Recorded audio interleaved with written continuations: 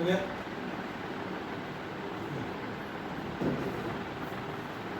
Hello students, आज हम लोग स्टार्ट करेंगे।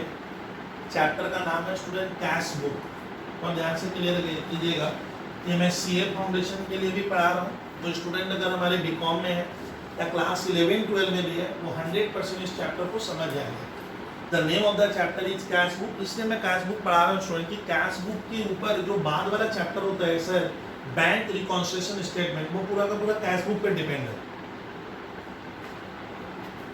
सवाल बनता है कि सर कैश बुक है क्या, इसको पढ़कर हमारा अकाउंट्स में क्या बेनिफिट, बता रहा हूँ आपको। खाली जो कहानी बताऊंगा और ध्यान से सुनिएगा। हम सर जब क्लास 11 में पढ़ते थे तो आपको ध्यान रखना है कि जब सर मैं क्लास 11 में आप लोग पढ़ते थे तो वहाँ हमने सीखा था कि सर अकाउंट्स में पहला काम आपको क्या करना पड़ता है मालूम है। हम 11 में पढ़े थे कि जितने भी हमारे सर बिजनेस में ट्रांजैक्शंस होते हैं, आप ध्यान से देखिए, आज आपको एकदम नई चीज बताऊंगा। जितने भी हमारे ट्रांजैक्शंस होते हैं, लेन और देन, ठीक है, तो इसमें वो ट्रांजैक्शंस बिजनेस में जो होते हैं, हमको उनको रिकॉर्ड करना पड़ता है। बहुत ध्यान से देखिएगा सर, बहुत काम की चीज बताऊंगा। लेन देन हम रिकॉर्ड करेंगे। एक छात्र कह रहा है सर मैं लेन देन क्यों रिकॉर्ड करूंगा। अरे भैया, बिजनेस के जितने भी फाइनेंशियल ट्रांजेक्शन होते हैं, पैसे वाले जिससे मॉनेटरी टर्म्स में मेजर करते हैं, हमारे बिजनेस के फाइनेंशियल कंडीशन में फर्क आता है। तो विद्यार्थी मुझसे ट्रांजेक्शन कहते थे क्लास 11 या बीकॉम या सीए जो भी पर, तो भैया ट्रांजेक्शन को तो रिकॉर्ड करना पड़ता है, लेन देन, क्योंकि हर ट्रांजेक्शन का सर हमारे बिजनेस के ऊपर फर्क पड़ता है। क्या रखिएगा, यानी एनी ट्रांजेक्शन या एनी इवेंट जिसको मैं रुपयों में मेजर करता हूँ। हमारे देश का खासियत क्या है सर, अगर उसको आप रुपीज में मेजर कर पाते हो, कोई भी लेन देन जिसको मैं रुपयों में मेजर किया, मतलब कोई घटना जिसको हम रुपयों में मेजर कर पाते हैं, तो उसको रिकॉर्ड करना पड़ता है। सर हम रिकॉर्ड करेंगे, लेकिन कहाँ? बच्चे कहते हैं सर मैं रिकॉर्ड कहाँ करूँगा, कहाँ? तो स्टूडेंट जब आप अकाउंट बनाओगे किसी भी फर्म का, किसी एंटिटी का, किसी कंपनी का, तो रिकॉर्ड करेंगे कहाँ? अब सुनिए, आज सिखाऊंगा। सर हमको यही पता है कि ट्रांजेक्शन हम रिकॉर्ड करते हैं सर, पहली बार कोई भी लेन देन क्या होगा सर, जर्नल में रिकॉर्ड होता है। आपको मालूम है, जर्नल। फिर हम बढ़ते हैं, बाद में हम क्या करते हैं सर, लेजर में रिकॉर्ड करते हैं। लेजर यानी स्टूडेंट ट्रांजेक्शन कहाँ रिकॉर्ड होता है, जर्नल में। उसके बाद लेजर, मतलब नंबर 1 इसका होता है, ये नंबर 1 में है, समझे। हम जर्नल में रिकॉर्ड करते हैं, फिर हम लेजर में सर उसका अकाउंट बनाकर लेजर में रिकॉर्ड करते हैं। तो सर जर्नल क्या है सर, किसी भी ट्रांजेक्शंस को रिकॉर्ड करने की पहली किताब है, बुक्स है, पहली बुक्स। यानी कोई भी लेन देन हमें जर्नल में रिकॉर्ड करना पड़ता है। जर्नल मतलब होता है डे, रोज की किताब। इसका मतलब सर जो भी लेन देन है, आपको क्या करना, आप मान लो किसी कंपनी का अकाउंट्स का काम करने गए, तो वहाँ करोगे क्या सर, वहाँ तो कुछ करना होगा। तो आपको क्या करना पड़ता है, जब आप अकाउंटिंग का वर्क करते हो, मैनुअल अकाउंट पेन से जब लिखते हैं कॉपी कलम में, तो आपका पहला ड्यूटी क्या है, कंप्यूटराइज भूल जा कि भैया लेन देन हुआ है कहाँ, उस बिजनेस में जहाँ पर आप अकाउंट बनाओगे। से मान लीजिए टाटा केमिकल लिमिटेड में आप काम कर रहे हो, किसी शोरूम का आप अकाउंट बना रहे हो, सिंपल, आपकी अपनी दुकान है, आप उसका अकाउंट बनाओगे, तो भैया वहाँ तो लेन देन हो रहा है पैसे वाला, उसको आपको रिकॉर्ड करना पड़ता है। कहाँ, सिस्टमेटिक वे में रिकॉर्ड होगा। इसीलिए अकाउंट्स को सर हम लोग साइंटिफिक पेपर कहते हैं। ये एग्जैक्ट साइंस है, बट साइंस माना जाता है, क्योंकि आप सारे लेन देन रिकॉर्ड करते हो। रिकॉर्ड किया जाता है पहले जर्नल में, फिर लेजर में।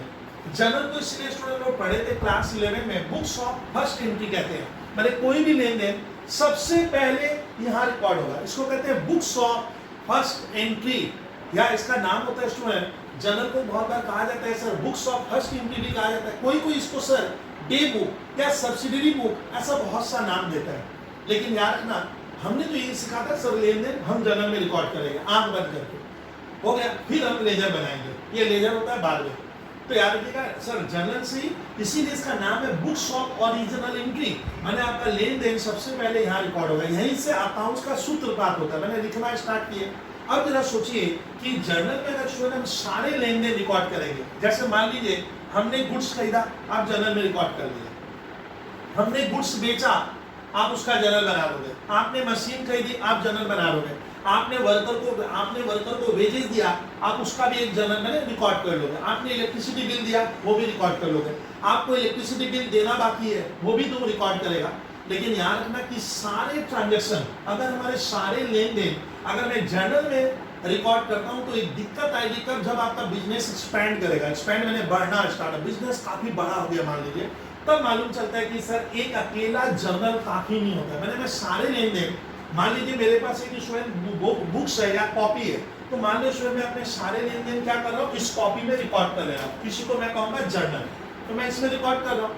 लेकिन अगर आप सारे लेन देन इसमें रिकॉर्ड करोगे, cash purchase, credit purchase, worker को वेज देना है, सैलरी पेमेंट, जब जितने लेन देन होते हैं सब इसमें रिकॉर्ड करोगे, तो दिक्कत क्या आएगी, दिक्कत तब आएगी, ध्यान से सुनेगा, जब आपका काम एक्सपेंड हो जाएगा, काफी बड़ा हो गया है, तब आपको काम को बांट के करना पड़ता है। बांटने को कहते हैं डिवीजन करना। तब एक अकेले जर्नल की इस कॉपी में अगर मान लीजिए मैं सारे लेन देन लिखा हूं, तो मैं अपने बॉस को सारे आंसर नहीं दे पाऊंगा। बॉस पूछेगा बताइए कितने का परचेज हुआ, बॉस पूछेगा बताओ कितने का सेल हुआ, बॉस पूछेगा बता अभी कैश कितना है, बॉस पूछेगा देख तो उस ग्राहक से कितना लेना है, उस सप्लायर को कितना देना है, उसको तो इंस्टेंट आंसर चाहिए, अभी जवाब दे, अभी जवाब दूंगा। तो मैं जर्नल में जो स्टूडेंट इतने लेन देन रिकॉर्ड कर दिया हूँ, तो उससे मुझे आंसर देने में दिक्कत होगी। नंबर एक, जर्नल क्या करता है स्टूडेंट, तब फायदेमंद है जब आपका बिजनेस बहुत स्मॉल होता है, बहुत कम लेन देन होते हैं। जब लेन देन बढ़ेंगे तो स्टूडेंट अकेला जर्नल काफी नहीं है, क्योंकि तुम सारा लेन देन एक ही कॉपी में रिकॉर्ड किया है, तुम अपने काम को बांट नहीं पाएगा। आप एक ही व्यक्ति पे कराओगे तो सर स्पेशलाइजेशन नहीं आएगी, क्विक आंसर नहीं मिलेगा। तो इसलिए क्या होता है, आगे हमने पढ़ा था कि सर जर्नल को आज के मॉडर्न वर्ल्ड में क्या होता है, बहुत से भागों में बांटा गया है, क्योंकि एक जर्नल काफी नहीं होता है। जैसे आप सर बिगिनिंग में जब किसी स्कूल में पढ़ते हो तो आपको नोट्स दिया जाता है, तो आप नोट्स क्या करते हो, कॉपी में रिकॉर्ड करते हैं। लेकिन जैसे जैसे बड़े होते गए आपका नोट्स अलग अलग कॉपी में रिकॉर्ड होता है। स्कूल वाले कहते हैं फिजिक्स का कॉपी अलग बना, केमिस्ट्री का अलग ला, मैथ्स का अलग ला, हिंदी इंग्लिश बंगाली अलग अलग ला। तो क्यों, इसलिए क्योंकि तेरे को बेनिफिट ज्यादा मिलेगा। आप अपना नोट्स अगर अलग अलग कॉपी में रखोगे, हिस्ट्री का क्वेश्चन का है तो आप हिस्ट्री की बुक्स में चले जाओगे, ज्योग्राफी का है ज्योग्राफी में चले जाओगे, फिजिक्स किसमें, इस कॉपी में। तो आप एक जगह नहीं रखकर क्या किए, वो इतनी मोटी जो जर्नल की मैंने कॉपी बनाई थी उसको मैंने छोटे छोटे हिस्सों में बांटूंगा। कैसे, वो जो कॉपी या रजिस्टर मैंने बनाया था उसका पेज हम कुछ उसमें से मान लो पेज निकाल कर एक अलग बुक्स बनाएंगे, एक अलग कॉपी बना लेंगे। उसमें खाली मैं क्या कहूँगा, मैं सिखा रहा हूँ जर्नल को हम बांट देते हैं। क्यों, नहीं तो मुझे बेनिफिट नहीं मिलेगा। हमारा काम का बोझा एक व्यक्ति पे डिपेंड हो जाएगा। एक ही व्यक्ति जर्नल में बिजी रहेगा तो लाखों लेन देन को रिकॉर्ड नहीं कर पाएगा। तो काम को आप बांट के करना पड़ेगा, बांटोगे तो आपको बेनिफिट ज्यादा मिलेगा। उसको कहते हैं डिवीजन ऑफ वर्क। इसीलिए क्या होता है सर, जब आप आगे बढ़ते हैं क्या रखिएगा कि कोई भी लेन देन जो हम कहते हैं ना जर्नल में रिकॉर्ड होता है, गलत एक तरह का गलत इससे है क्योंकि जर्नल में नहीं होकर हम जर्नल को छोटे छोटे टुकड़ों में बांट देते हैं। तो उसको कहा जाता है स्वयं का, जब जर्नल को हम लोग छोटे छोटे टुकड़ों में बांटते हैं तो उस बुक्स का नाम होता है सब्सिडियरी बुक्स, कह सकते हो आप। ओ सर, और सर इसी को कहते हैं, कुछ ऑथर कहते हैं जब जर्नल को बहुत से भागों में बांटते हैं तो उसको कहा जाता है सब डिवीजन ऑफ जर्नल, सब डिवीजन ऑफ जर्नल। कोई कोई तो इस बुक्स को तब नाम क्या देता है, डेल। यानी कोई भी लेन देन सर स्टूडेंट हम एक अकेले जर्नल पे नहीं होकर हम जर्नल को बहुत से भागों में बांट देते हैं, उसको कहा जाता है सब डिवीजन ऑफ जर्नल। इसका फायदा क्या है, खास खास जो लेन देन होगा ना वो मैं खास खास कॉपी में लिखूं। मैं अब जर्नल नहीं बनाकर उस उतना मोटा जर्नल था ना उसका छोटा छोटा पेज, मान लो 100 पेज का एक कॉपी बनाया, दूसरा 100 पेज, एक 100 पेज, ऐसे मैंने 4-5 कॉपी किताबें बना ली। जैसे स्कूल में करते हैं, हिस्ट्री का नोट्स अलग, ज्योग्राफी का नोट्स अलग बुक में, अकाउंट्स अलग बुक में, वगैरह वगैरह। क्यों, जिससे विद्यार्थी को ज्यादा बेनिफिट मिलेगा। ठीक उसी तरह से बिजनेसमैन को अगर ज्यादा बेनिफिट चाहिए, क्वेश्चन का आंसर तुरंत चाहिए, परचेज कितना हुआ, सेल कितना हुआ, कैश की पोजीशन क्या है, आपको अगर सब क्वेश्चन का आंसर और आपका काम काफी बढ़ गया तो आपको काम को बांट के करना पड़ेगा, जिससे आपको क्या होगा, बांटने से स्पेशलाइजेशन आएगी, मिस्टेक कम होगी और एक व्यक्ति पे बर्डन नहीं चलेगा, बढ़ेगा और रिस्पॉन्सिबिलिटी बढ़ जाएगी। बांटोगे तो क्या होगा, जिसको काम दियो वो काम नहीं करेगा तो आप डांट फटकार भी लगा सकते हो, मेरा काम क्यों नहीं हुआ। तो बड़ी कंपनियों में क्या होता है सर, हम जर्नल को बहुत से भागों में बांटते हैं, उसी को कहा जाता है सब division of journal. Sir journal को कितनी भागों में बांटा गया थोड़ा सिखाएंगे। अब मेरे पास बोर्ड में जगह नहीं, यहाँ आते हैं। अब देखिए जर्नल कितनी भागों में बढ़ जाता है, इसका एक चैप्टर मैं आज आपको स्टार्ट करूंगा, सब division of journal, debut, books of original वगैरह। सर अब सब डिवीजन ऑफ जर्नल को एकदम दिल से मोहब्बत के साथ आप देखिएगा। सर पहला होता है कि हम एक कॉपी बाजार से खरीदेंगे या रजिस्टर खरीदेंगे, उसके ऊपर लिखेंगे कैश बुक। तो कैश बुक सर क्या है, वो किताब है, वो बुक्स है जिसमें मैं अपने बिजनेस के जितने भी ट्रांजेक्शन्स होते हैं, लेन देन होते हैं, अगर वो कैश में होगा, रोकड़ा कैश में होता है, इमीडिएट सेटलमेंट हो जाता है, पैसा दिए हमने सामान ले लिया। तो अगर आप सर समझ रहे स्टूडेंट कि कोई भी ट्रांजेक्शन अगर कैश में होगा तो आप उसका हम लोग जर्नल नहीं बनाएंगे, उसको जर्नल में नहीं रिकॉर्ड करते। जर्नल ही है, मैंने उतना मोटा जर्नल को क्या किया, छोटे छोटे हिस्से में बांट दिया, 100 पेज की कॉपी बना ली, 100। तो जो पहली कॉपी बनती है उसका नाम होता है कैश बुक। यानी सब डिवीजन ऑफ जर्नल में स्टूडेंट पहला कौन सा आता है, कैश बुक। कैश बुक वो किताब है जिसमें मैं बिजनेस के सिर्फ कैश ट्रांजेक्शन्स को रिकॉर्ड करूंगा। याद रहेगा, कैश ट्रांजेक्शन मतलब जिससे हमारा कैश बढ़ता घटता है वो इस कॉपी में रिकॉर्ड होगा। कैश बुक एक जर्नल ही है। क्यों बोलते हो? एक छात्र को मैंने पूछा क्या कैश बुक जर्नल होता है, उसको मालूम नहीं, बोलता ना सर कैश बुक ना, cash book is A part of journal. ये जर्नल जो एक कॉपी में, इतनी मोटी कॉपी में था, उसमें से मैंने 100 पेज अलग करके एक कैश बुक बनाया और एक मैंने व्यक्ति को अपॉइंट किया। मैंने इसको बोला देख भैया तेरा काम क्या है, कैश बुक बनाना, मेंटेन करना, कैश के ऊपर पकड़ रखना, कैश के कितना आ रहा है कितना जा रहा है ये हिसाब आपको रखना होगा। मैं बॉस हूँ तो ये रिस्पॉन्सिबल हो गया, कैश के जितने भी लेन देन होगा ये इस कॉपी में रिकॉर्ड करेगा। ये जर्नल का ये क्या हुआ, हिस्सा हुआ, यही तो पढ़ा रहा।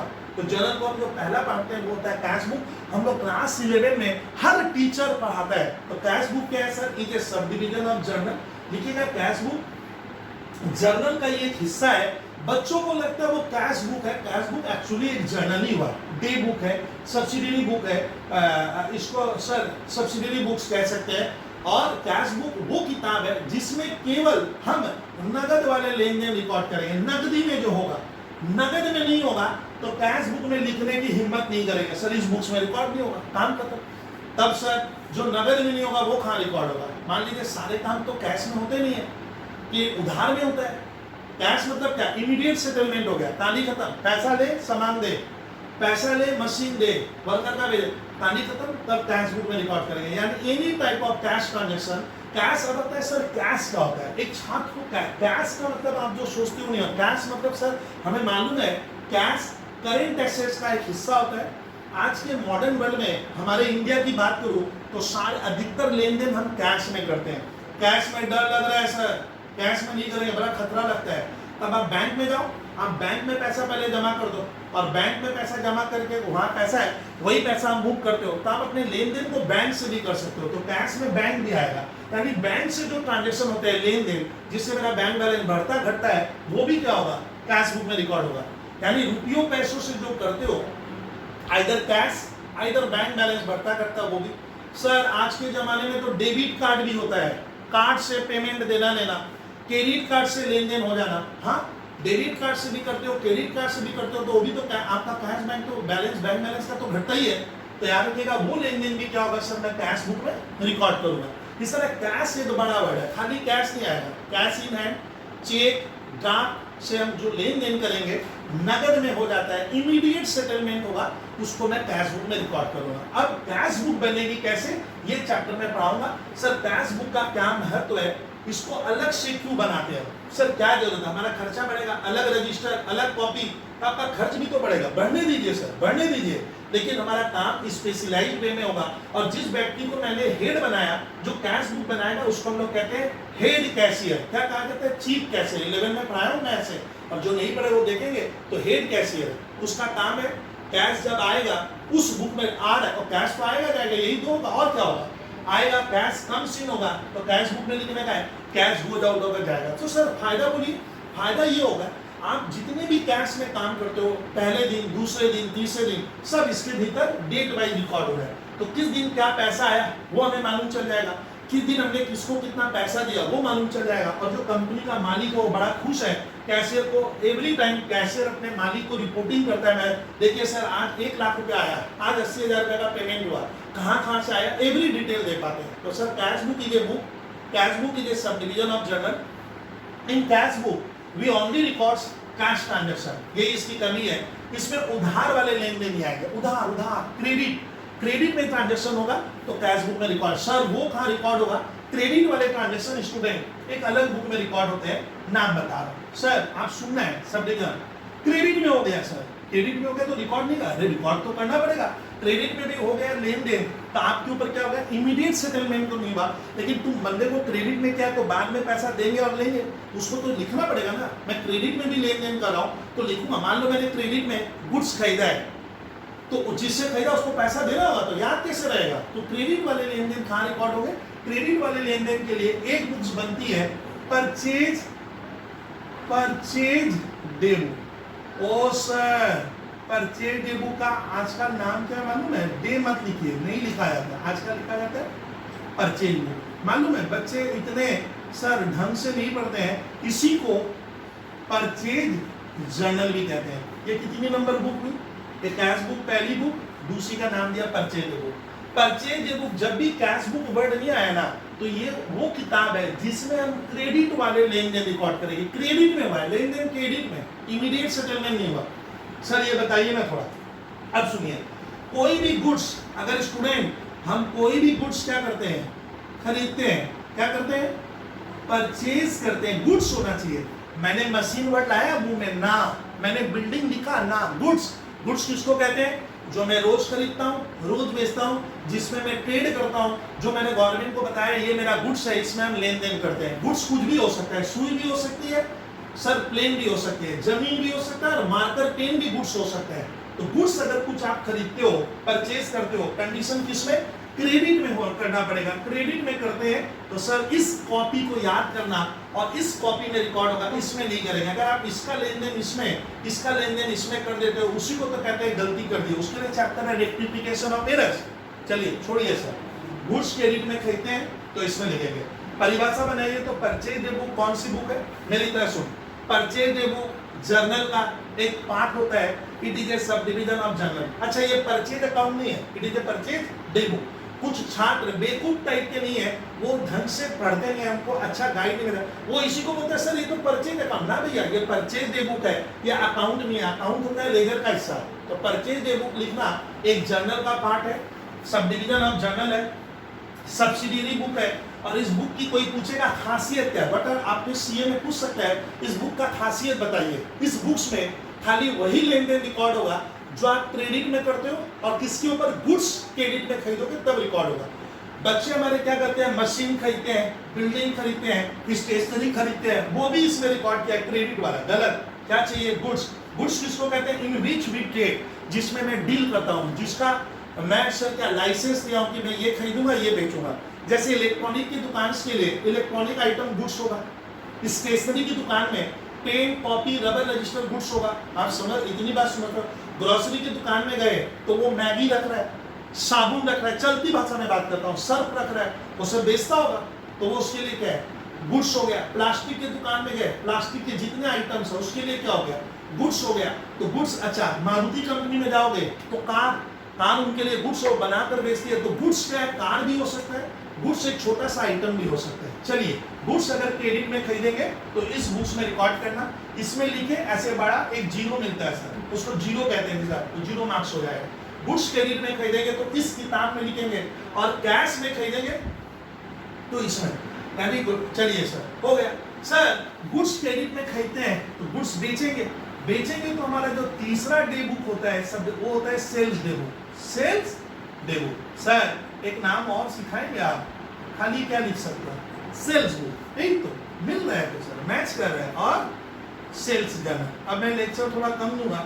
सर ये कौन सी किताब है, इस कॉपी में जब हम कोई गुड्स इसमें परचेज किए थे, अब इसमें आप लिखो गुड्स अगर हम क्रेडिट में सेल करेंगे तो इस कॉपी में लिखना। मान लो ये मेरा कॉपी नंबर या रजिस्टर नंबर 3 है, रजिस्टर नंबर 1, रजिस्टर नंबर 2, इसमें रिकॉर्ड करेंगे। यानी whenever we sold goods in credit, goods हम उधार में बेचेंगे तो भैया इसमें लिखने का, इसमें मत लिख देना।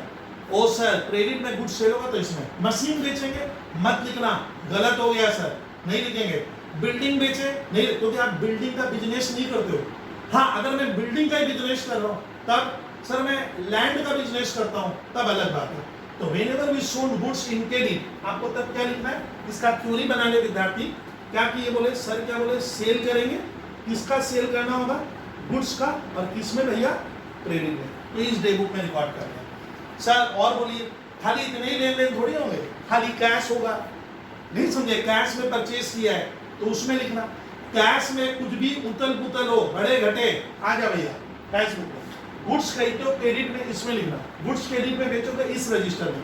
सर और कुछ बोलिए ना उदाहरण। अब आता है जो गुड्स हमने खरीदा विद्यार्थी, ये मुझे पसंद नहीं आया, सामने वाले ने ज्यादा भेजा, खराब भेजा, धोखाधड़ी कर लिया, पैसा ज्यादा लगा दिया, मैंने बोला भैया अपना गुड्स लेके जाता हूँ, मुझे नहीं चाहिए, तो हम कभी कभी गुड्स रिटर्न कर देते हैं। कौन सा? जो विद्यार्थी हमने क्रेडिट में गुड्स खरीदा था, वही गुड्स हम क्या कर दे रहे हैं? रिटर्न, वापस लेना भैया। किसको? सप्लायर को। क्यों?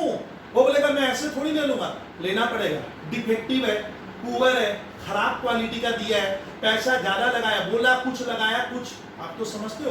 तो सर ये ग्राउंड है कि हम गुड्स रिटर्न कर सकते हैं। रिटर्न करेंगे तो एक अलग बुक में रिकॉर्ड होगा, बुक नंबर 4 कॉपी में लिखेगा भैया, मेहनत कीजिएगा, नहीं तो ये बहुत काम की चीज सिखा रहा हूँ। उस बुक को हम लोग 11 में पढ़े थे, सारे विद्यार्थी पढ़ते हैं, परचेज रिटर्न बुक, सामान लौटा दिया। तो सर खरीदेंगे तो इसमें, आएगा तो इसमें, जाएगा तो इस बुक में। लेकिन परचेज रिटर्न बुक की परिभाषा क्या है? एक छात्रा पूछ रही है सर ये परचेज रिटर्न बुक वो किताब है, ऐसे लिखिएगा, it is a part of journal, ये सब डिवीजन ऑफ जर्नल है, ये है जर्नल, बच्चे को जर्नल नहीं लगे, ये जर्नल है, ये लेजर नहीं है, purchase return book. In which क्या रिकॉर्ड होगा? The goods which had been purchased by us, हमने खरीदा था क्रेडिट में, नाउ रिटर्न, मैंने रिटर्न कर दिया, इस कॉपी में रिकॉर्ड करना, इसमें नहीं करने का। ओ सर कर लेंगे, चलिए। सर परचेज रिटर्न का कोई दूसरा नाम बनाओगे आप, तो दूसरा नाम भी बताते हो, सुन लीजिए, रिटर्न आउटवर्ड बुक। आउट माने क्या? तो मालूम ना, बाहर, बाहर जा रहा है, क्या बाहर गया? गुड्स, गुड्स बाहर चला गया, इसीलिए परचेज रिटर्न मैंने क्या, हमने सामान लौटा दिया। गुड्स रिटर्न आउटवर्ड माने सामान जा रहा है, कौन सा? जो मैंने पहले क्रेडिट में खरीदा था। तो उसमें कोई भी गुड्स अगर हम क्रेडिट में खरीदते हैं और उसको रिटर्न कर देते हैं, तो कृपया इसमें मत लिखना, जीरो मिलेगा ऐसे, इसमें लिखोगे तब भी जीरो, इस बुक में रिकॉर्ड होगा। ये पहचानना आना चाहिए। ओ सर समझ गए, कोई भी गुड्स रिटर्न होगा इस कॉपी में रिकॉर्ड करेंगे। सर जो गुड्स बेचे वो लौट कर आ गया, हाँ हो ही सकता है, तुम बेचा है, सामने वाला ले लिया, बोलता है मुझे नहीं चाहिए, खराब दियो, पुअर है, पैकेट में नहीं दियो, दिखाए कुछ, भेजे कुछ, पैसा ज्यादा लगा दिए, मुझे चाहिए नहीं, आप ज्यादा दे दिए, चलिए रिटर्न आएगा तो मुझे लेना पड़ेगा, एज पर रूल्स या कंडीशन के हिसाब से लेना। तो उसका बुक का नाम क्या है?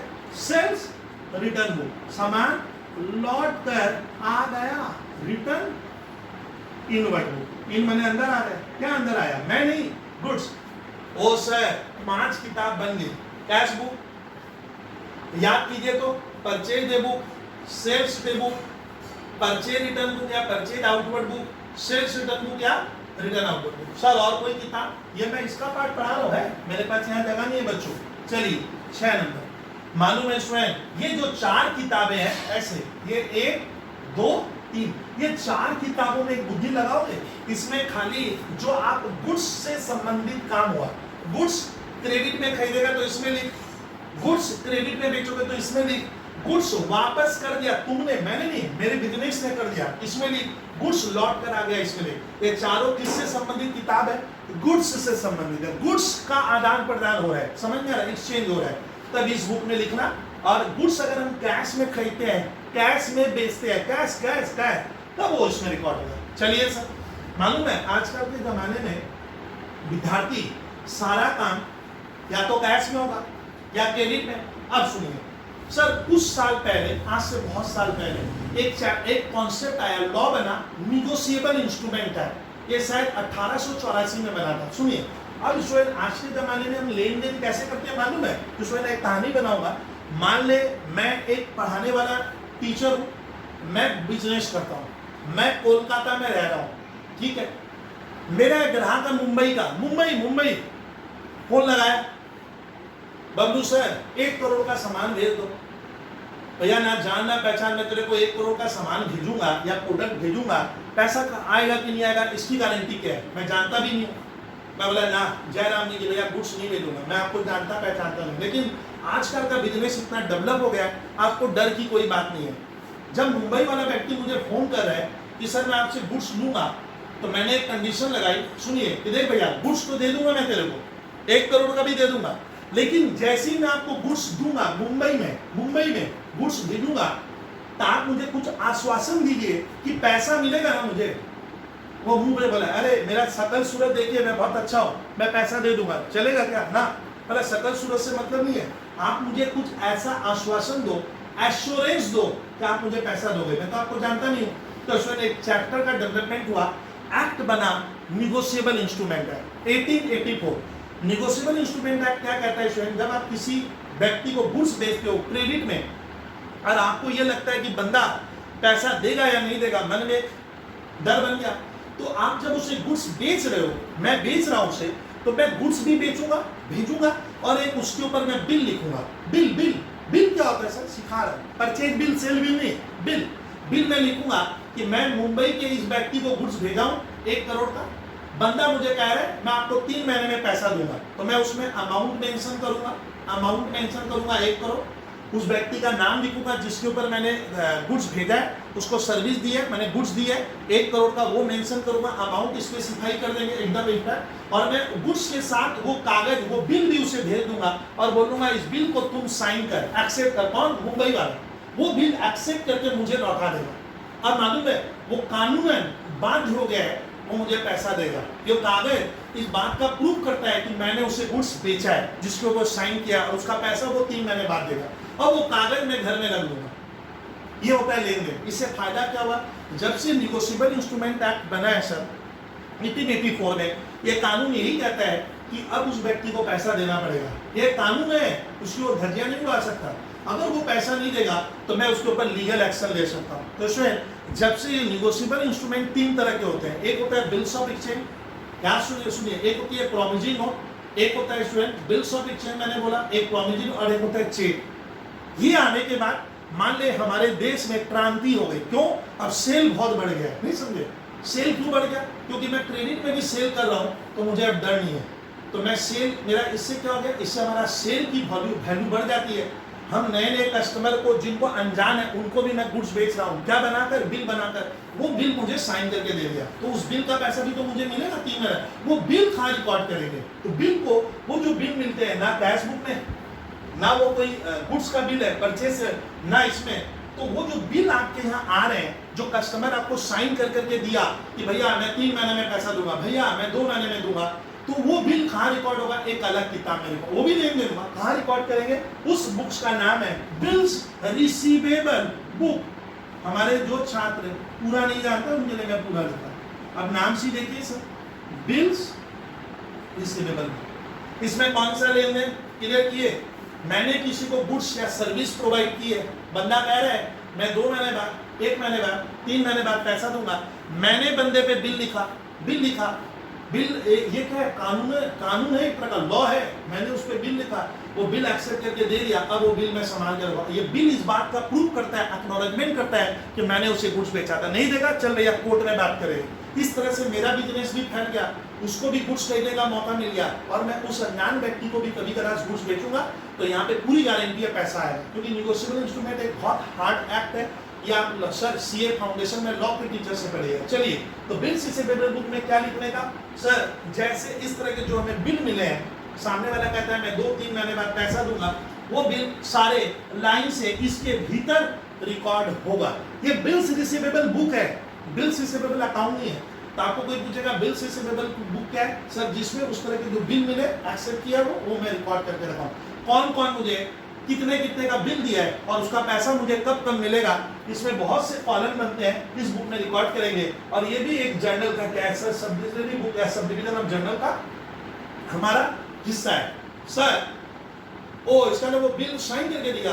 अब बता स्टूडेंट, मैं उल्टा बनाऊं, मैंने अपने किसी, मान ले मेरे छात्र बैठे हैं, मैंने इनसे गुड्स खरीदा है।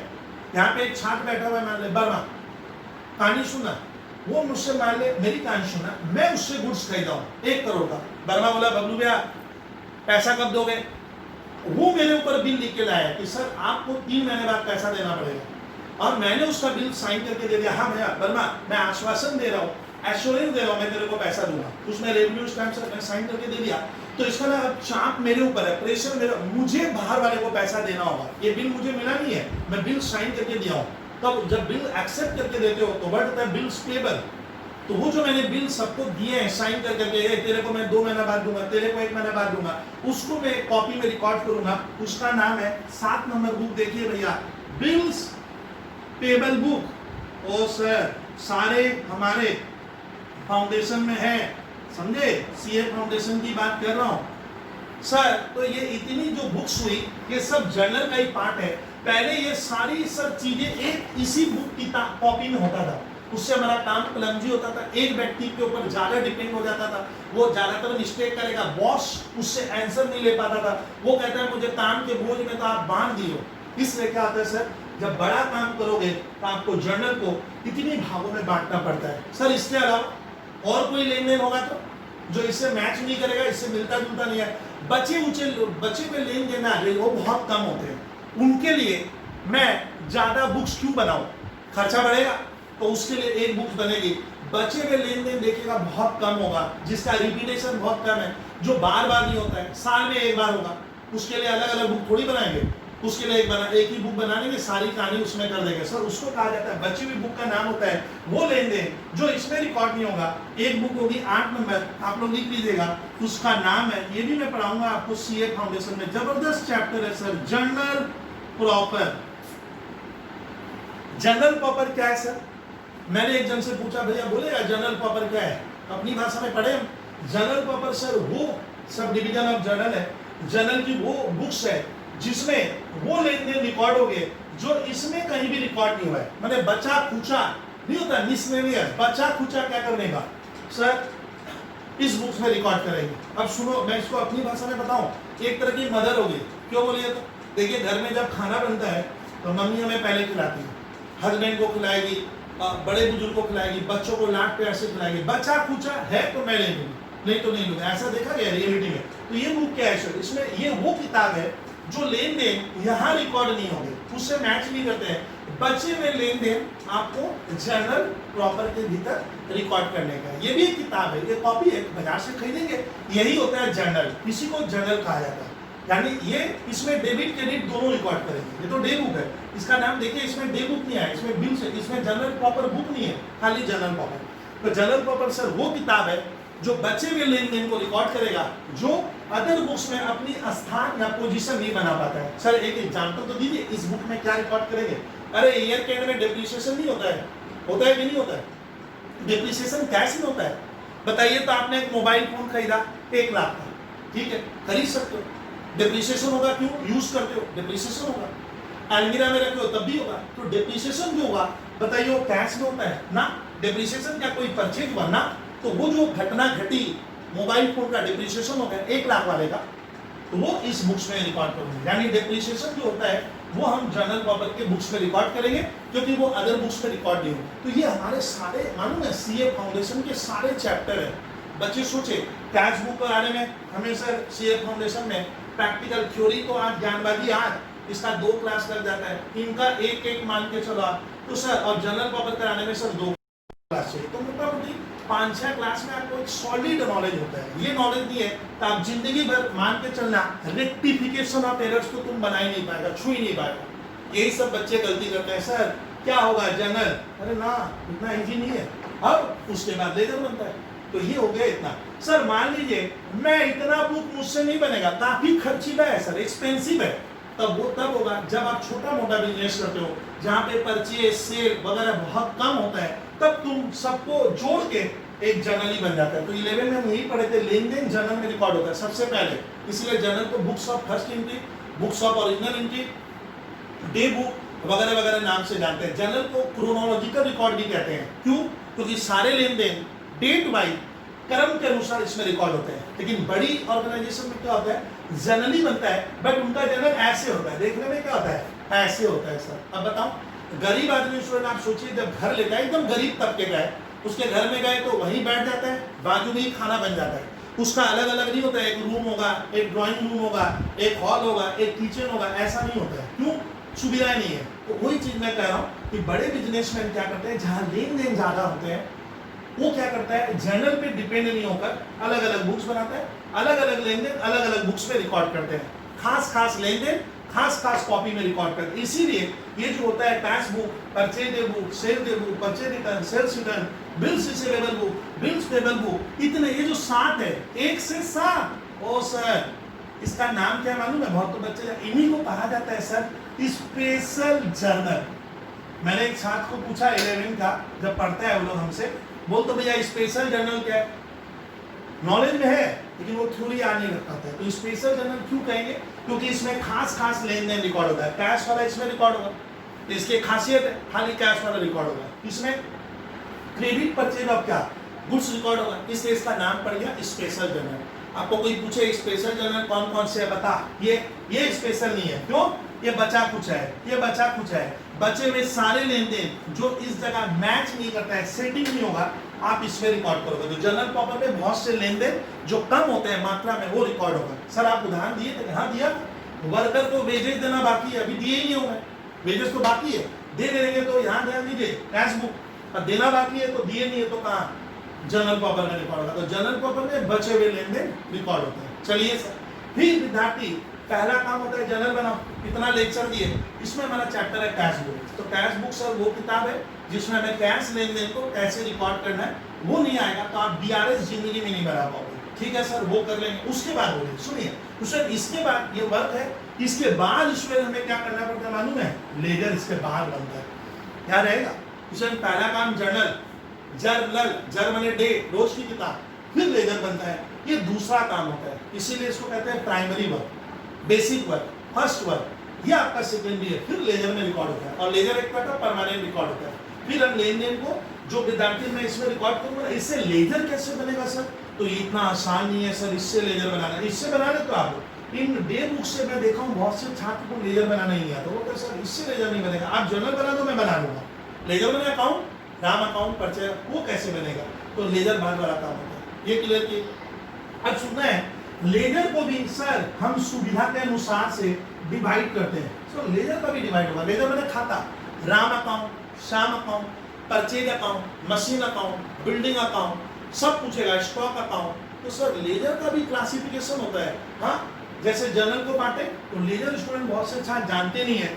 जब आप लोग self balancing, sectional balancing chapter पढ़ते हो, उसमें जबरदस्त काम आता है और CA इंटर में आएगा लेजर का। हाँ सुनिए, जो लेजर स्टूडेंट ग्राहकों के लेजर होते हैं, मान लो मैं बिजनेसमैन हूँ, मेरे 5000 कस्टमर है, A, B, C, D, और सब कस्टमर को मैंने गुड्स बेचा है और सब कस्टमर से मुझे थोड़ा थोड़ा पैसा मान लो लेना है। मेरे घर वाले पूछते हैं अरे आपके डेटर कितने हैं बताइए, तो ग्राहक कस्टमर कितने हैं, कौन कौन है, उनका नाम बताइए और उनसे आप क्या पैसा पाते हो। तब मैं क्या किया, जो मेरे डेटर है, जो मेरे ग्राहक है, जिनको मैं गुड्स बेच रहा हूँ, उनका मैं क्या करूंगा, एक अलग खाता बना लूंगा। हेडिंग में लिखेंगे, देखिए तो सीखिए, डेटर्स लेजर। डेटर्स लेजर के भीतर क्या मिलेगा, उन ग्राहकों का खाता बनाऊंगा। A account, B account, C account, समझ गए? इसको सिंगल वर्ड में क्या नाम दिए, एक ग्रुप हुआ डेटर्स लेजर।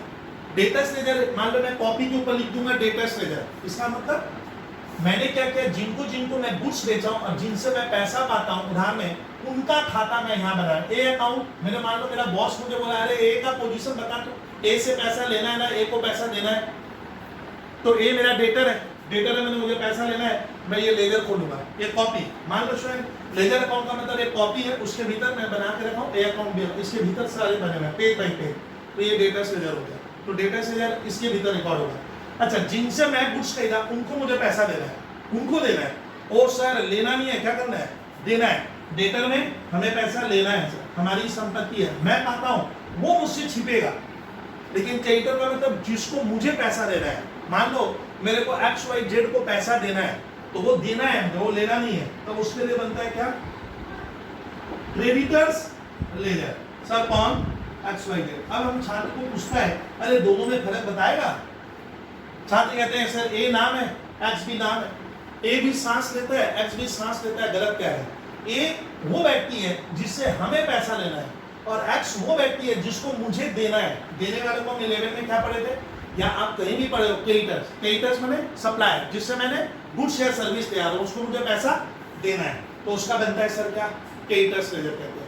इनको देना, इनको लेना। चलो और बाद बाकी खाली डेटर क्रेडिटर थोड़ी है, मशीन, बिल्डिंग, कैश, सुनिए, stock, purchase, sales, purchase return, sales return, sir वो कहाँ जाएगा, उसके लिए एक लेजर अकाउंट अलग से एक कॉपी में अलग से मैं लेजर बना लूंगा, उस लेजर को कहा जाता है जनरल लेजर। ओ सर, ये 3 तरह के लेजर डिवाइड हो गए। कैसे? अब मैं पूछूं आप लोगों से, ए अकाउंट स्कूल वाला पूछेगा, कॉलेज वाला पूछेगा, ए अकाउंट क्या हो सकता है? ए या तो मैंने उसको गुड्स बेचा है तो ए या तो डेटर होगा, अपने को पैसा लेना है, या मैं उससे खरीदा हूं तो ए इसमें शायद ही जाएगा, चीज समझना। तो ए अकाउंट या तो आपका डेटर या क्रेडिटर होगा। लेकिन कोई बोलेगा मशीन अकाउंट का लेजर कहाँ बनाएंगे? इस कॉपी में नहीं बनेगा, इसमें नहीं बनेगा, किसमें? जनरल लेजर में। तो machine account, purchase account, sales account, purchase return account, sales return account, postage account, समझे? Discount allowed account, discount received account, commission paid account, commission received account. तो सीए के साथ ध्यान से सुने, वो जनरल लेजर हो गया। तो लेजर को इस तरह से हम 3 भागों में बांटते हैं, डेटर्स लेजर, क्रेडिटर्स लेजर और जनरल लेजर। चीज समझना, बहुत काम की चीज बोला। कुछ फर्म में एक और लेजर होता है, उसको कहा जाता है प्राइवेट लेजर। वो बहुत रेयर होता है। प्राइवेट लेजर वो लेजर है जो मैं पब्लिक को बताना नहीं चाहता हूँ, हाँ प्राइवेसी होगी, मैं सबको वो ओपन नहीं करूंगा, वो मैं थोड़ा लुका कर छिपा कर रखूंगा। सर क्या फायदा? फायदा ये है, मान लो मैं कोचिंग में पढ़ाता हूँ, मेरी एक संस्था है, मैंने ऑर्गेनाइजेशन, तो मेरा कोई छात्र पूछता है बबलू सर आप कैपिटल कितना लगाए? तो वो क्या कह रहा, बंदा मेरा ये लेजर उसके कॉपी निकाल लिया और कैपिटल देख लिया, ओ सर इतना कैपिटल लगा मैं। लेकिन कैपिटल एक ऐसा आइटम है जो मैं सबको बताना नहीं चाहता, भैया मैं क्या कैपिटल लगाऊं, तुमको क्यों बताऊं? तो ये हो गया कौन सा? आप उस लेजर को अलग रख सकते हो, प्राइवेसी में रख सकते हो। तो उस लेजर को उस समय कहा जाता है प्राइवेट लेजर। ये बहुत रेयर होता है, मॉडर्न वर्ल्ड में ये सब छिपाया उपाया नहीं जाता है, सब क्या है ट्रांसपेरेंसी होती है कंपनियों में। तो ये लेजर प्रैक्टिकली होता नहीं है, लेकिन ये एग्जांपल बन सकता है कि कैपिटल अकाउंट का लेजर कहाँ मिलेगा। तो मेरा बॉस चालाक है, वो उसको प्राइवेट लेजर है, वो सबके लिए ओपन नहीं करेगा, सबको नहीं बताएगा, क्योंकि आप उसकी बहुत सी चीजें प्राइवेटली चीजें जान जाओगे, कैपिटल क्या लगा है क्या नहीं वगैरह वगैरह। तो उनको मैं कहता हूँ प्राइवेट लेजर में आता है कैपिटल अकाउंट, हम लोग भूल जाते हैं, ये नहीं होता है। तो लेजर 3 तरह के, और ये सब डिवीजन ऑफ जनरल हम लोग पढ़े स्टूडेंट। आज स्टूडेंट हम लोग पढ़े सब डिवीजन ऑफ जनरल की एक थ्योरेटिकल नॉलेज ले लिए। अब हमारा चैप्टर है सर ये कैश बुक मुझे पढ़ाना है। अब ध्यान से देखिए सर, कैश बुक हम बहुत ही इजी है, आपको मैंने बोला है we have to take only 2 classes for cash book, 1 class for introduction दिए। अब थोड़ा सा कैश बुक का हल्का फुल्का थ्योरी, जो बिना बोले ना बिना थ्योरी के गाड़ी आगे नहीं बढ़ती है, थ्योरी और सवाल बहुत इजी, अगर टेक्निक सीख ले तो इजी, अदरवाइज कैश बुक भी आपको पजल कर सकता है। तो उसमें कैश बुक कौन सी किताब है जिसमें मैं सारे कैश लेन देन, नगद वाले लेन देन इसमें रिकॉर्ड करूंगा।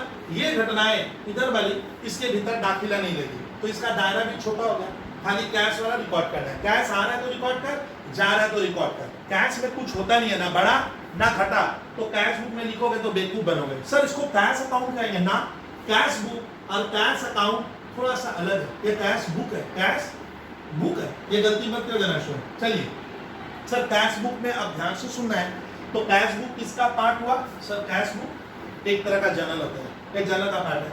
कैश बुक की खासियत क्या? इसमें केवल कैश लेन देन रिकॉर्ड करते हैं, उधार वाले नहीं होंगे। कैश में कोई काम नहीं हुआ है, नगद में इमीडिएट सेटलमेंट नहीं हुआ है, तो इसमें रिकॉर्ड नहीं करना। सर रिकॉर्ड करना ही नहीं आता है। छात्र कह रहा है सर मैं कैश बुक भूल गया हूँ, मेरे नॉलेज में नहीं है, हमारा टेक्निकल नॉलेज उतना बढ़िया नहीं है, तो उसके लिए मैं बैठा हूँ सर कैश बुक बनेगा कैसे, ये आप नोट कर लिए, थोड़ा बहुत जो काम की चीजें बता दी। सर कैश बुक क्या है? बहुत ही सिंपल, आप एक कंपनी में नौकरी करते हो, आप एक फर्म में अकाउंट्स देखते हो, आप किसी की दुकानदारी में अकाउंट्स देखते हो, आप किसी शोरूम में काम करते हो, आपको बहुत बोला भैया कैश बुक बना, तो आप कैश बुक कैसे बनता है वो देख लीजिए। तो कैश बुक क्या हो गया? अब लिखते हुए सुनेगा, cash book is a sub division of journal. In cash book we only records cash transaction. क्या रिकॉर्ड करते हैं? कैश वाला लेन देन हम उसमें रिकॉर्ड करेंगे।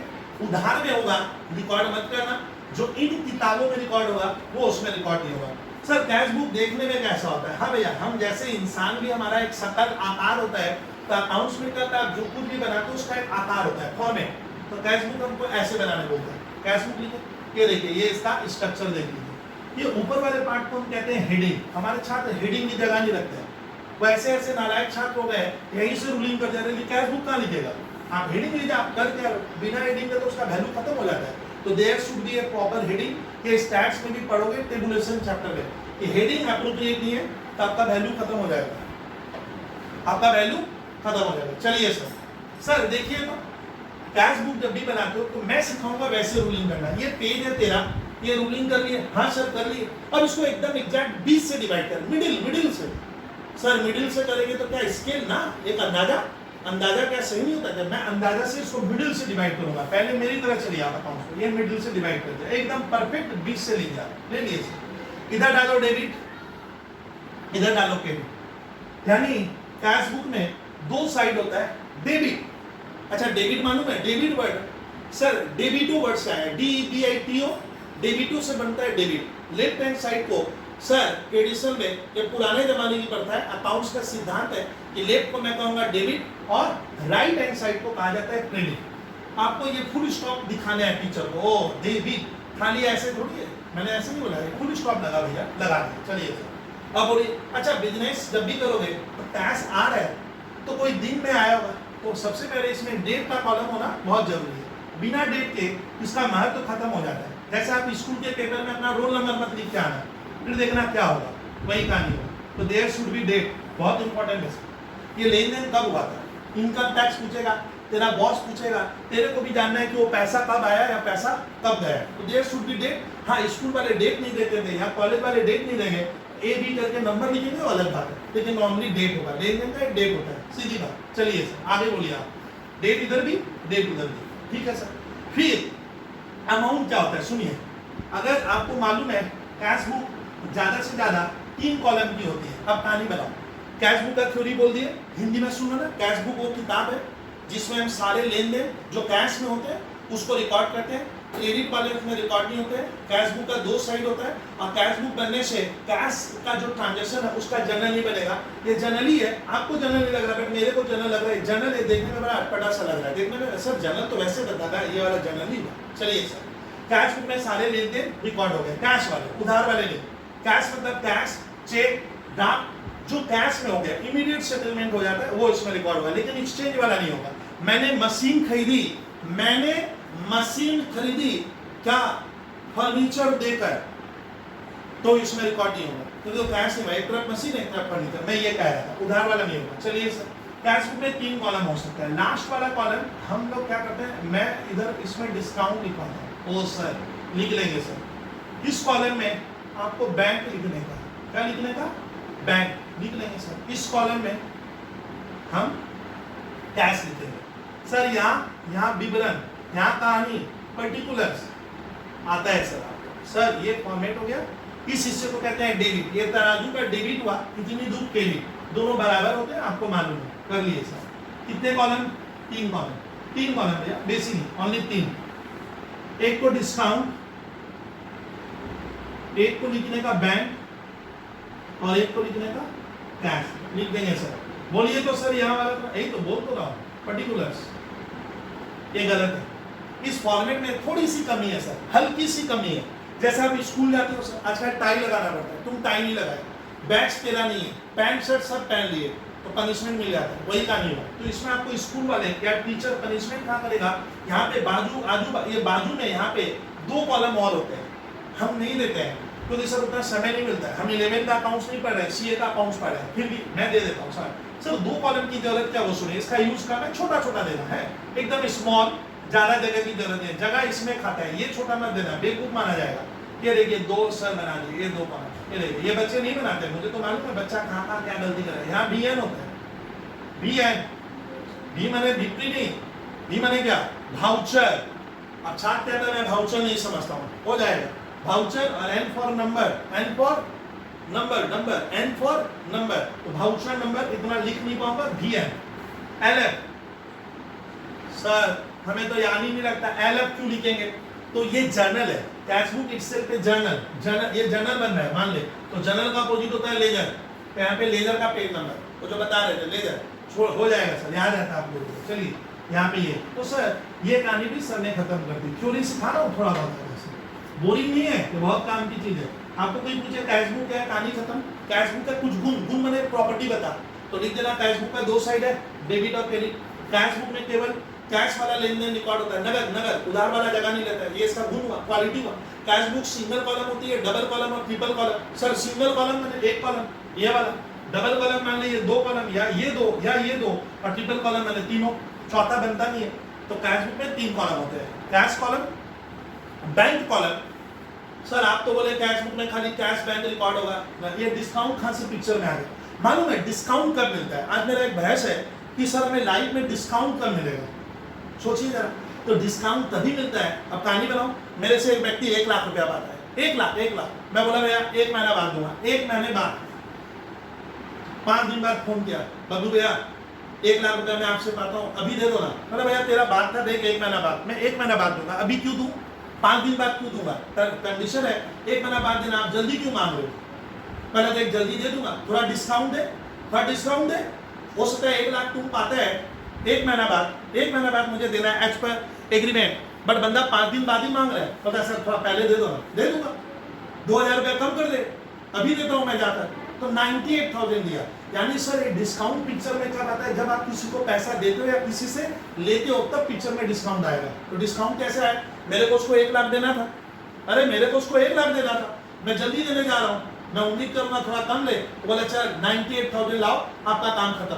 तो जो बंदा 1 लाख पाता है, मैं कितने में सेलेक्ट करा गया मालूम है? केवल जेब में कितना डाला? 98,000।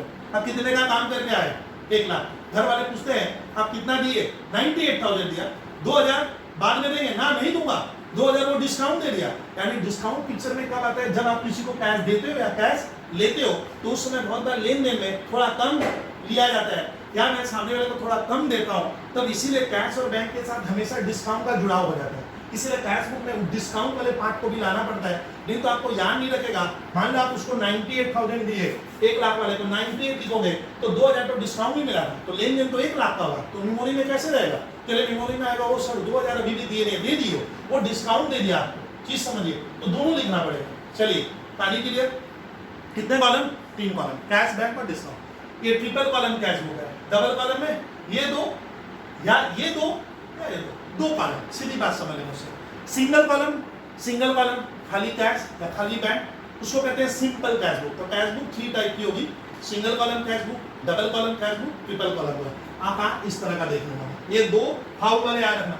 ये सर हमारे खुजरा क्या हुआ? बाउचर नंबर, लेजर कोड, पहले VM फिर अलग। बच्चे इसको पहले इसको बाद में करते हैं, थोड़ा सा टेक्निकल गलती कर दिया, ये वैसे ही रहेगा। सर ये भाउचर आज तक हम समझ में नहीं आए। बच्चे स्कूल के टीचर लोग क्या करते हैं, 11 में जब आप पढ़ते हो, वो लोग इतना बोलता नहीं होगा, या बोलता भी है तो आप सुनते नहीं हो, आपको ये सब नॉलेज देगा, बहुत भयंकर फंसोगे। अगर पैसा कमाना है, अच्छा नॉलेज लोगे तो बिकेगा।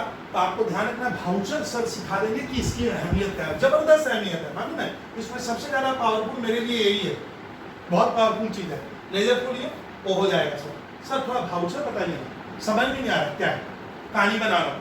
तो सर मान लो मैं यहाँ पढ़ा रहा हूँ, मेरा एक स्टाफ है, स्टाफ नौकरी करता है मेरा, अरे काम जॉब करता है, उसका नाम है, मान लो उसका नाम है रौनक। चलिए तो रौनक को सुनिए, मैंने रौनक को बोला कि जा कोलकाता जाकर ये काम करके आ जा, तो चला गया, आ गया। शाम को बोलता है मुझे, बाबू मेरा 500 रुपया लगा है, मेरे को भरोसा नहीं हो रहा, अरे मेरे को विश्वास हो रहा है, 500 लगा, कहाँ का लगा? बोलता है बस भाड़ा है, टैक्सी का भाड़ा लगा है, पता लगा बहुत कुछ, थोड़ा मैं नाश्ता पानी कर लिया हूँ, बहुत कुछ बोला, मुझे विश्वास कैसे होगा कि तुम सही बोल रहे हैं ना गलत बोल रहे हैं? तो इसका ना स्टूडेंट, कोई भी अगर हम पेमेंट करते हैं, किसी को भी पेमेंट मैं करूँगा ना उसको 500 रुपया, तो एक भाउचर बनेगा। भाउचर मतलब ये पेमेंट मैं किसको दे रहा हूँ उसका नाम लिखेंगे, मैंने रौनक को दिया तो रौनक का नाम उस भाउचर में लिखा, एक कागज बनती है भाई भाउचर, मैंने एक कागज कहते हैं, मतलब जिसको क्या कहते हैं सर, एक तरह का पेज है, वो हम लोग छपवा लेते हैं, उसमें मैं लिखूंगा मैंने रौनक को पेमेंट दिया, रौनक मेरा स्टाफ है, क्यों दिए? इसलिए तो कुछ खरीद के लाया होगा, कुछ काम किया, किस लिए दिए वो लिख देंगे उसके भीतर कि पर्पज क्या था, किस दिन दिए उस भाउचर में लिखा जाएगा।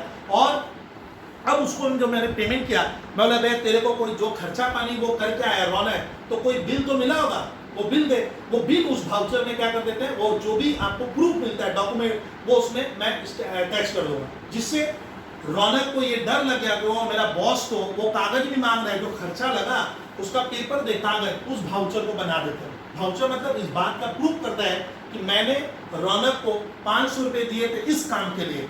भाउचर बनाने के बाद इसके भीतर रिकॉर्ड होगा कैश बुक में, और वो भाउचर जो मैंने बनाया वो एक हम फाइल में रख देंगे। मान ले आज से 25 दिन बाद मेरे को कोई बोलता है 500 रुपया किस चीज का लगा था सर, क्या है ये, कौन सा खर्चा लगा?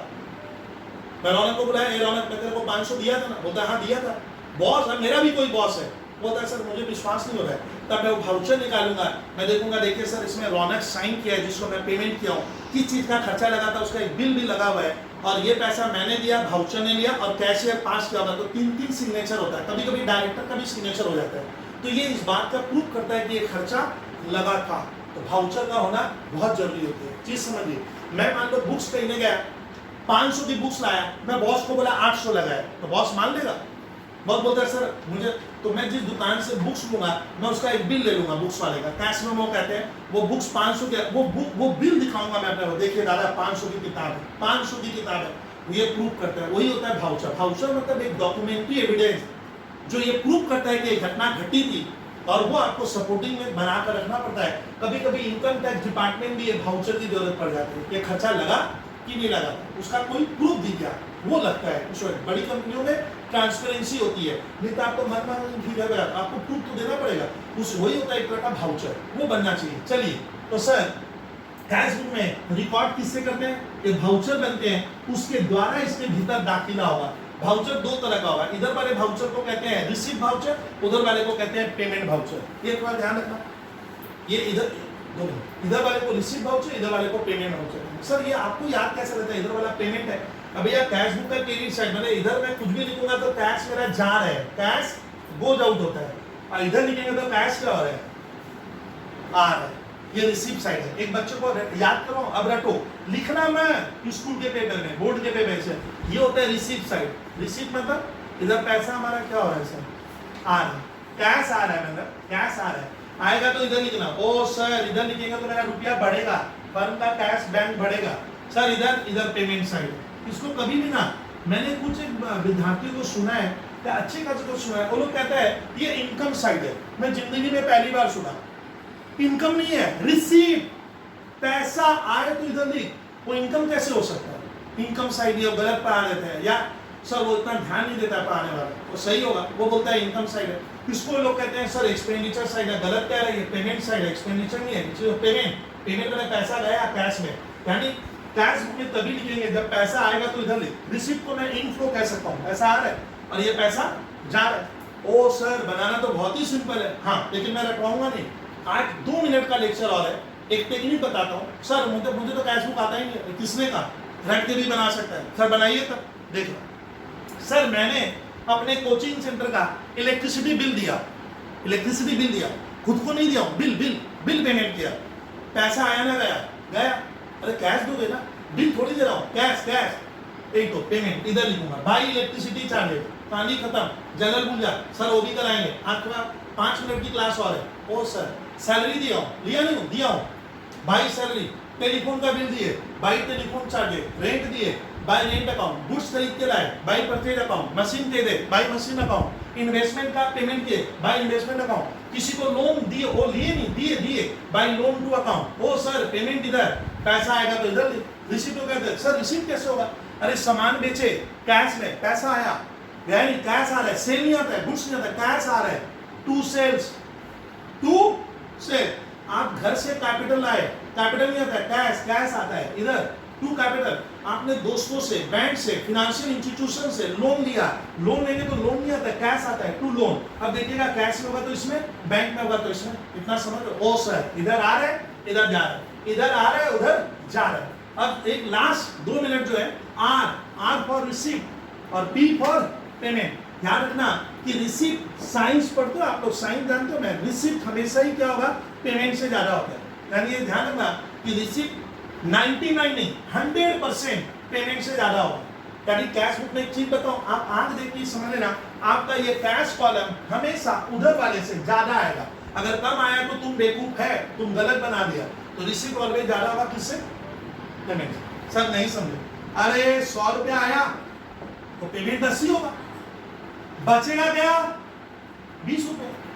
तो 100 यहाँ है, रिसीप्ट इधर है, 100 इधर है, 80 यहाँ है, तो 20 बचेगा उधर तराजू में। यानी कभी भी बचता इधर नहीं है, उधर बचेगा, उधर। यानी कैश बुक का जब आप बैलेंस करते थे क्लास 11 में, तो इधर कुछ बचता था सर, इधर बचा है तो तुम मालूम है थोड़ा बहुत सर आप टेक्निकल चीजें नहीं जानते, उनको थोड़ा सर पकड़ बनाइए, मजबूत कीजिए। हो गया सर बराबर हो गया, हो सकता है आया भी 100 और गया भी 100, तब क्या होगा? तब 0 बचेगा, इधर भी 100, इधर भी 100, मंथ के एंड में कैश क्या बचा, जीरो, तो कैश जीरो होता है, माइनस नहीं होगा, किसको शून्य देगा, सीए में पूछेगा कैश माइनस होगा क्या। तुम बोला सर आया 100, पेमेंट 110, मजाक कर रहे हैं, 100 रुपये आया, बोलता है 110 पेमेंट करके आ गया हूं, अब पॉकेट में -10 बचा हुआ है, गलत कह रहा है, तो ये होगा ही नहीं। ताकि आपको क्या सिखा दिया इशारों में कि ये कैश वाला कॉलम हमेशा ही इधर वाला ज्यादा होगा, पेमेंट वाला कम होगा, कुछ इधर बचेगा, मोटी बात सुन ले मुझसे, और बराबर हो सकता है, लेकिन इधर ज्यादा इधर कम हुआ है और तुम इधर बैलेंस करके आया तो तुम सीए का छात्र होकर गलत कर रहा है। चलिए कहानी खत्म। लेकिन ये बैंक में लागू नहीं होगा, मैंने बैंक वर्ड एक बार भी मुझसे नहीं बोला है, बैंक में कोई भरोसा नहीं है, इधर भी किधर भी, क्योंकि बैंक मोटी होती है। आप बैंक में पेमेंट ज्यादा, आपने 100 रुपये बैंक में जमा किया, पेमेंट 200 भी कर सकता है, अगर ओवरड्राफ्ट मिलता है तो वह माइनस होगा। चलिए, और डिस्काउंट का बैलेंस भी होता है, डिस्काउंट कुछ बचता है, कभी सुने हो भाई साहब डिस्काउंट कितना बचा है, तो मैं पहली बार सुन रहा हूँ। कैश बचता है कि बाबूजी को 100 रुपये दिए, लड़के को डालता 80 रुपया खर्च किया, पापा पूछे ना कैश क्या बचा है, कभी पूछेगा डिस्काउंट क्या बचा है, तो डिस्काउंट का बैलेंस नहीं होता है। क्यों? क्योंकि डिस्काउंट सर ये इधर वाला अलाउड है, घर से सुन ले, इधर वाला अलाउड, इधर वाला रिसीव होता है, तो डिस्काउंट में कुछ बता है, कोई कहेगा डिस्काउंट का बैलेंस बोलिए सर कितना बचा हुआ है, ऐसा थोड़ी होगा। कैश बचता है, बैंक बैलेंस बचता है, बट डिस्काउंट का बैलेंस नहीं होता। कोई नहीं कहेगा 200 रुपये का डिस्काउंट बचा हुआ है, क्यों सुनेगा, क्यों कहेगा, नॉमिनल अकाउंट का बैलेंस, डिस्काउंट है नॉमिनल अकाउंट, खर्चा है, नॉमिनल अकाउंट का बैलेंस नहीं हुआ है, क्लियर लीजिएगा। कैश रियल अकाउंट है, प्रॉपर्टी का बैलेंस होता है, और बैंक पर्सनल अकाउंट है, उसका बैलेंस होता है, लेकिन कभी भी डिस्काउंट का बैलेंस नहीं होता है। वन वर्ड आंसर सीए में लिखिएगा, discount is a nominal account, nominal मैंने खर्चा का कोई बैलेंस नहीं होता है कि 500 रुपया डिस्काउंट का बच गया सर, ये गलत बात कह रहा हूँ। तो डिस्काउंट में क्या होगा, कभी बैलेंस नहीं करते हैं। इधर अगर 800 आया है तो 800 लिख दे जोड़ के, इधर 400 है तो 400 लिख दे, और इसका 300 लिखता हूँ, और इसका यहाँ बाई बैलेंस है, यानी डिस्काउंट ऐसे रहेगा, डिस्काउंट का सीडीबीडी नहीं करते, बस कहानी खत्म। ये चीज आपको सर मैंने इंट्रो स्टार्ट किया, the name of the chapter is सब डिवीजन ऑफ जर्नल, उसमें मैं पढ़ाने का स्टार्ट किया हूँ कैश बुक। इसके बाद जो स्टूडेंट मैं ये 1 नंबर क्लास खत्म मानूंगा, कैश बुक लिखकर मैं मेरे नोट में दूंगा, उससे अपने अगले दिन सर मजा आ जाएगा। एक मैं डबल कॉलम का क्वेश्चन बना दूंगा, एक ट्रिपल कॉलम का क्वेश्चन बना दूंगा, आधा घंटा का थ्योरी सुनेंगे सर, सीए में इतना काफी है, इसको ज्यादा नहीं पूछता है। अब बात बाकी आप लोग सर अपने नॉलेज से कीजिएगा, बुक्स देख लीजिएगा, मैथ को तो अगर मैथ को खा डालो, मॉक पेपर देख लो, और लास्ट ईयर के पेपर सीए में देख लो, कितना बहुत जरूरी है। इधर उधर की बुक्स में मतलब पहले वो नॉलेज ले ले जो एग्जाम में काम आएगा। सीए मैथ, सीए के जितने मॉक पेपर है, और सीए का जो सर 2018-19 का पेपर हुआ उसको देख कर जाइएगा, और ये आपको रेक्टिफिकेशन ऑफ एरर्स करने में काम आएगा। और ये मत सोचिएगा कि सर ये बच्चा वाला चैप्टर है, क्या जरूरत है, too much needed for everyone. चलिए तब तक अच्छा रहो, क्लास खत्म कर रहा हूँ।